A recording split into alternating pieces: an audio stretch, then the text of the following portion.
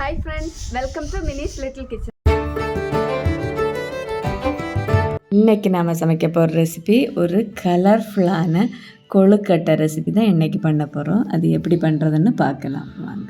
இந்த கொழுக்கட்டை பண்ண நான் மெஷர்மெண்ட் கப்பில் 1 கப் இடியப்ப அரிசி மாவு எடுத்திருக்கேன். உங்கள்கிட்ட என்ன கப் இருக்கோ அதில் 1 கப் மாவு எடுத்துக்கோங்க. கூடவே தேவையான அளவு உப்பு போட்டு இந்த மாதிரி நல்லா மிக்ஸ் பண்ணிக்கோங்க. இனி மாவு பிசைய தண்ணி நல்லா கொதிக்க வச்சு எடுத்துக்கோங்க. இந்த மாதிரி கொதித்ததுமே இனி நம்ம மாவு பிசையலாம். இந்த மாதிரி கொஞ்சம் கொஞ்சமாக தண்ணி ஆட் பண்ணி மாவு பிசைஞ்சுக்கோங்க. அப்போ தான் மாவு நல்லா பிசைஞ்சு எடுக்க முடியும். நம்ம சுடு தண்ணியில் டைரெக்டாக மாவு போட்டு பிசையும் போது நமக்கு அந்த பருவம் கரெக்டாக கிடைக்காது. அதனால தான் நம்ம கொஞ்சம் கொஞ்சமாக தண்ணி ஆட் பண்ணி இப்படி பிசைஞ்சால் இடியப்பம் நல்லா வரும். அதே மாதிரி இந்த ஸ்வீட்டுக்கு நல்லா இருக்கும். அப்போ தான் மாவு நம்ம கரெக்டாக பிசைஞ்சு எடுக்க முடியும். அளவான தண்ணி நம்மளால் மிக்ஸ் பண்ண முடியும். இந்த மாதிரி நல்லா ஸ்பூன் வச்சு கிளறி விட்டுக்கோங்க. மாவு இந்த அளவுக்கு பிசைஞ்சதுமே இனி நம்ம ஒரு மூடி போட்டு 5 நிமிஷத்துக்கு அப்படியே மூடி வைக்கலாம். மாவு நல்லா ஆறியாச்சு. இனி நம்ம இடியப்பத்துக்கெல்லாம் மாவு பிசையது மாதிரி கை வச்சு நல்லா அழுத்தம் கொடுத்து பிசைஞ்சிக்கோங்க. மாவு கையில் ஒட்டாமல் இந்த மாதிரி பிசைஞ்சு எடுத்துக்கோங்க. இப்போ மாவு நமக்கு ரெடி ஆயிடுச்சு. இனி இந்த மாதிரி ஒவ்வொரு உருளையாக மாவை உருட்டி எடுத்துக்கோங்க. இதுக்கான ஃபில்லிங் ரெடி பண்ண நான் 1 கப் தேங்காய் துருவல் எடுத்திருக்கேன். கூடவே 1/2 கப் சர்க்கரை பொடியாக பிடிச்சி எடுத்திருக்கேன். உங்களுக்கு இனிப்பு கொஞ்சம் கம்மியாக வேணும்னா நீங்கள் கொஞ்சம் சர்க்கரை கம்மி பண்ணலாம். கூடவே கொஞ்சமாக ஏலக்காய் தூள் போட்டுக்கோங்க.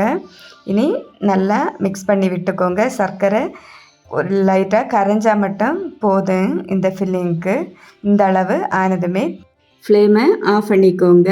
இனி இது மிதமான சூடு இருக்கும்போதே இந்த மாதிரி ஒவ்வொரு உருளையாக பிடிச்சு எடுத்துக்கோங்க. ஃபில்லிங் ரெடி ஆயாச்சு, மாவு ரெடி ஆயாச்சு. இனி நம்ம இதை எப்படி பண்ணுறதுன்னு பார்க்கலாம். இனி ஒவ்வொரு உருளையாக எடுத்து இந்த மாதிரி லைட்டாக அழுத்தி விட்டுக்கோங்க. மாவு ஒட்டாது. நம்ம கரெக்டாக பிசைஞ்சு எடுத்தால் மாவு கண்டிப்பாக ஒட்டாது. இந்த மாதிரி அழுத்தம் கொடுத்து எடுத்துக்கோங்க. இந்த அளவுக்கு பருத்தி எடுத்தால் போதும். இனி நம்ம ஃபில்லிங்கை அதில் வச்சு இந்த மாதிரி க்ளோஸ் பண்ணி எடுத்துக்கோங்க. அப்போ கொஞ்சம் மாவு நமக்கு இதில் இருந்து மீதி வரும். அதை அப்படியே எடுத்து மாற்றிக்கோங்க. இந்த மாதிரி எல்லா உருளையும் ரெடி பண்ணி எடுத்துக்கோங்க. இனி கொழுக்கட்டை அழகுபடுத்த நான் 2 டேபிள் ஸ்பூன் பிரியாணி ரைஸ் தண்ணியில் ஊற போட்டு எடுத்து வச்சுருக்கேன்.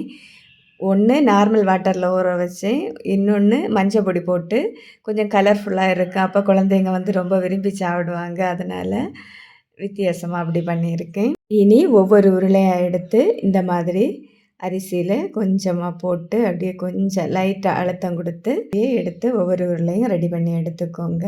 இந்த மாதிரி ரெடி பண்ணி எடுத்துக்கோங்க. இனி இதை வேக வைக்கலாம். அதுக்காக ஒரு இட்லி பாத்திரத்தில் தண்ணி ஊற்றி தண்ணி கொதித்ததுமே அதில் ஒவ்வொன்றா அடுக்கி வச்சு நம்ம அப்படியே மூடி வச்சு 15 நிமிஷத்துக்கு மீடியம் ஃப்ளேமில் அப்படியே வேக விடலாம். 15 நிமிஷம் ஆகிடுச்சு. திறந்து பார்க்கலாம். சுவையான கொரோனா கொழுக்கட்டை கலர்ஃபுல்லாக ரெடி ஆகிடுச்சு. நீங்களும் உங்கள் குழந்தைங்களுக்கு இதே மாதிரி கலர்ஃபுல்லாக பண்ணி கொடுங்க. அவங்க ஒன்று கூட கேட்டு வாங்கி சாப்பிடுவாங்க. உங்களுக்கு இந்த ரெசிபி பிடிச்சிருந்தா இந்த வீடியோவுக்கு ஒரு லைக்கை போடுங்க. என்னோடய சேனலை சப்ஸ்கிரைப் பண்ணிக்கோங்க. நீங்களே இந்த வீடியோவை ட்ரை பண்ணி பார்த்துட்டு உங்களோட ஃபீட்பேக்கை என்னோட கமெண்டில் தெரிவிங்க. தேங்க்யூ ஃபார் வாட்சிங்.